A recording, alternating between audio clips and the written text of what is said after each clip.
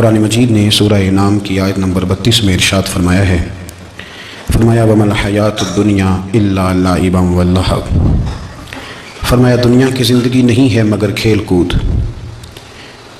اور وَلَلدَّارُ الْآخِرَةُ، اور یہ جو آخرت کا گھر ہے، خَيْرٌ لِلَّذِينَ يَتَّقُونَ، یہ بھی ان کے لیے بہتر ہے جو اللہ سے ڈرنے والے۔ دنیا تو پہلے ہی کھیل کود ہے، اور آخرت کا گھر بھی ان لوگوں کے لیے بہتر ہے جو اللہ سے ڈرنے والے ہیں۔ فرمایا فَلَا تَعْقِلُونَ، تو کیا تمہیں سمجھ نہیں ہے؟ تمہارا شعور اور تمہاری عقل کیا تمہیں بتاتی نہیں کہ دنیا کھیل کود ہے؟ کیا تم اس کو دیکھ نہیں رہے لوگ کس طرح سے لوگ دنیا چھوڑ کر کے جا رہے ہیں؟ قرآن مجید نے جو واضح ارشادات ہمیں دیے، ہمارے بزرگان دین نے، صوفیاء کرام نے، علماء حق نے، ان ارشادات کی توضیحات اور تشریحات کر کے زمانے کے مطابق لوگوں کے دلوں تک ان باتوں کو اتارا، اور دنیا کی بے ثباتی، دنیا کا کمزور پن اور آخرت کی فضیلت لوگوں کے دلوں میں ان لوگوں نے واضح کر دی۔ یہ سلسلہ سیدنا امام زین العابدین رضی اللہ تعالیٰ عنہ سے لے کر آج تک صوفیاء اور اولیاء کی جماعت میں جاری و ساری ہے۔ ان اولیاء اللہ میں سے کچھ لوگ ایسے ہیں جو بالکل قرون اولیٰ کے لوگ ہیں، جو صوفیاء کی جماعت میں سابقون الاولون کہلاتے ہیں۔ ان میں ایک بہت بڑا نام داتا گنج بخش علی حجویری کا ہے، حضرت ابو الحسن سید علی بن عثمان حجویری رحمۃ اللہ علیہ۔ داتا صاحب رحمۃ اللہ علیہ کے وصال کو تقریباً 1000 سال ہونے کو۔ کچھ باتیں ایسی ہیں جنہیں تھوڑا سا غور کے ساتھ، ٹھنڈے ذہن کے ساتھ سمجھا کریں۔ اسلام کی تاریخ 1400 سال کی ہے،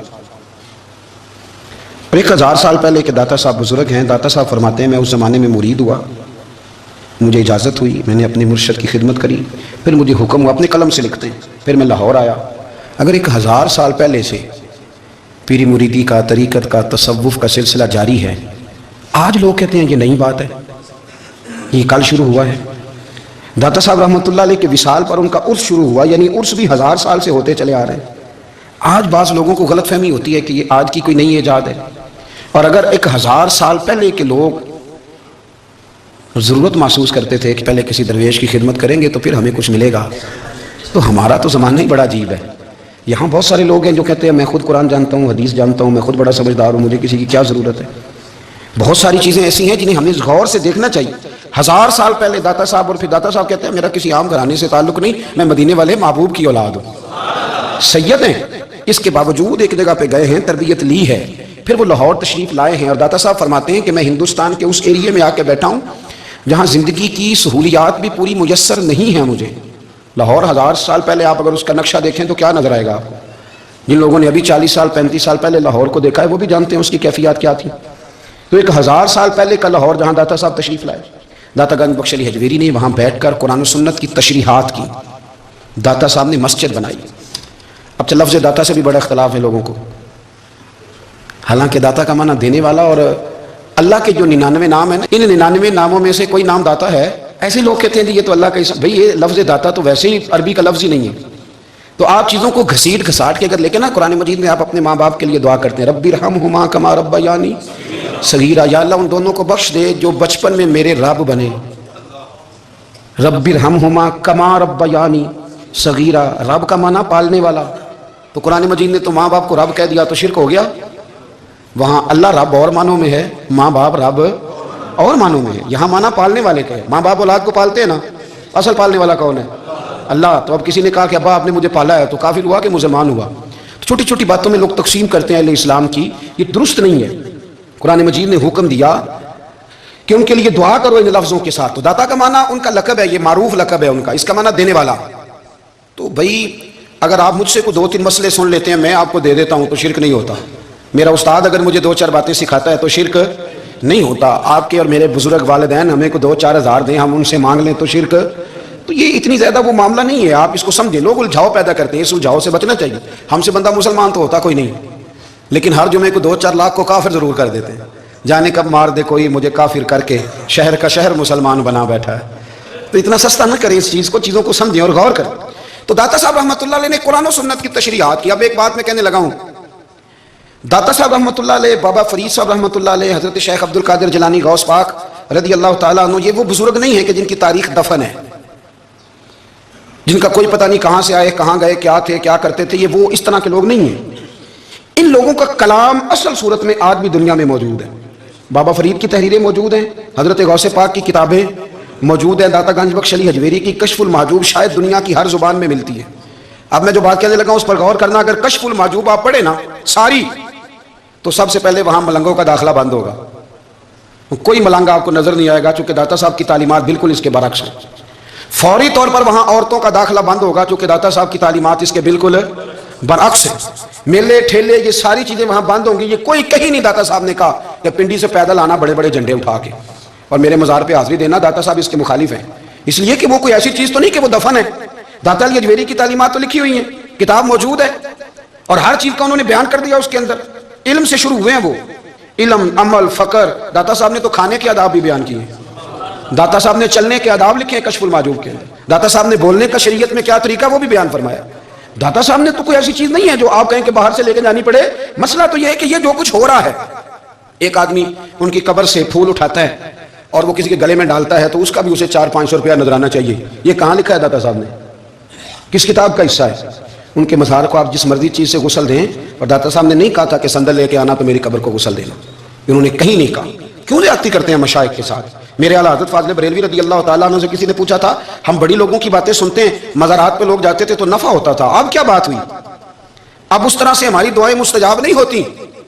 تو اعلیٰ حضرت فرمانے لگے، تم بزرگوں کے مزاروں پہ غیر شرعی کام کرتے ہو، اللہ والے تم سے ناراض ہو گئے، وہ تو تم سے ناراض ہیں، وہ تمہاری سفارش کریں گے اللہ کی بارگاہ میں، وہ تو ناراض ہیں تم سے۔ تم وہاں جا کے جو کچھ کرتے ہو وہ ان کو راضی کرنے والا ہے کہ ناراض کرنے والا ہے؟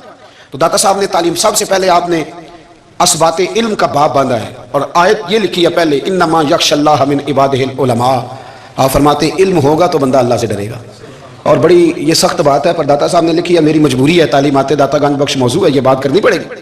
داتا صاحب کہتے ہیں جو بندہ بغیر علم کے فقیری کا دعویٰ کر جائے وہ اسی طرح ہے جس طرح کنویں کے گرد بیل پانی نکالنے کے لیے گھوم رہا ہوتا ہے، وہ چلتا تو رہتا ہے پر اس کی منزل کوئی بھی نہیں ہوتی، وہ گھومتا تو رہتا ہے پر اسے نتیجہ کوئی ملتا نہیں۔ فرماتے ہیں وہ اس بیل کی طرح ہے کہ گھومتا تو رہے گا پر کوئی منزل اسے میسر نہیں آئے گی۔ اگر کوئی منزل لینا چاہتا ہے تو پہلے اللہ کی کتاب پڑھے اور مدینے والے محبوب کی حدیث یاد کرے، پھر اسے منزل نصیب ہوگی، ورنہ اس کے لیے کوئی رستہ تعین ہو سکتا۔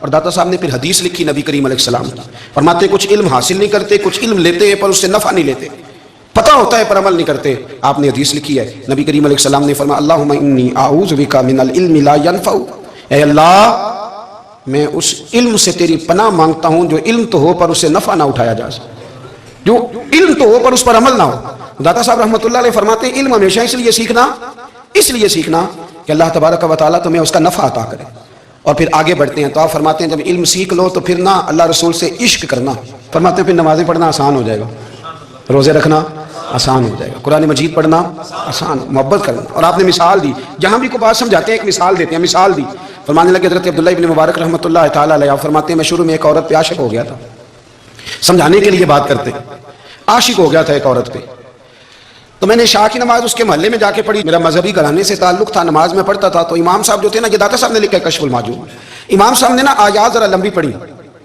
میرے دل میں خیال آیا کہ مولانا آپ تو فارغ ہیں تو ہمیں تو اور بھی کام ہے، تو کہتے ہیں نماز سے فارغ ہو کے میں اس کے گھر کے چکر لگاتا تھا، ساری رات گھومتا رہتا تھا، وہ چند لمحوں کے لیے چھت پہ آتی تھی، دو ایک بات کرتی تھی، چلی جاتی تھی، حد یہ ہے کہ مجھے کبھی اس پہ غصہ بھی نہیں آیا، اور اس کا انتظار کر کے کبھی میں تھکا بھی۔ یہ داتا صاحب لکھ رہے ہیں۔ حضرت عبداللہ ابن مبارک فرماتے ہیں ایک رات میں گیا، اسی طرح میں نے نماز پڑھی، پھر میں اس کے گھر گیا، میں ساری رات، سردیوں کی ٹھنڈی رات، 11-12 گھنٹے اس کے گھر کا طواف کرتا رہا، معاذ اللہ چکر لگاتا رہا۔ آدھی رات کو سحری کے وقت وہ چھت پہ آئی 1 منٹ کے لیے اور کہنے لگی گھر میں مہمان بہت زیادہ ہیں، آج بات نہیں ہو سکے گی۔ حضرت عبداللہ ابن مبارک فرماتے ہیں کہ میں جب واپس لوٹا تو نہ مجھے اس پہ غصہ تھا، نہ مجھے تھکاوٹ تھی، بلکہ میرے دل کے اندر اس کے لیے محبت بڑھ رہی تھی۔ میں کہہ رہا تھا کتنی اچھی ہے بیچاری، اتنے رش میں بھی اور اتنی مجبوری میں بھی 1 منٹ کے لیے چھت پہ آئی ہے، پھر بھی مجھے اس سے پیار بڑھ رہا تھا۔ کہتے ہیں جب میں تھوڑا آگے بڑھا تو فجر کی اذان ہو رہی تھی، یکدم میرے اندر سے آواز اٹھی، میں نے کہا عبداللہ اگر تو ایک عورت کے لیے ساری رات کھڑا رہتا ہے، نہ تھکاوٹ ہوتی ہے، نہ غصہ آتا ہے، بلکہ پیار بڑھتا ہے، اگر عورت کے لیے بندہ کھڑا رہ سکتا ہے تو رب رسول کے لیے بھی کھڑا رہ سکتا ہے۔ پھر تراویح پڑھنا کوئی اتنا مشکل کام نہیں ہے، پھر تہجد کے لیے اٹھنا کوئی مشکل کام نہیں ہے، شرط یہ ہے کہ پیار ہو جائے۔ ایک عورت کے لیے اگر یہ سارا کچھ ہو سکتا ہے تو اللہ رسول کے لیے بھی ہو سکتے ہیں فرماتے میں نے توبہ کر لی اور پھر میرا حال یہ ہے کہ وہ توبہ کی اور پھر 60 سال گزر گئے، ساری رات مصلی پہ کھڑا رہتا ہوں، مجھے کبھی تھکاوٹ نہیں ہوئی۔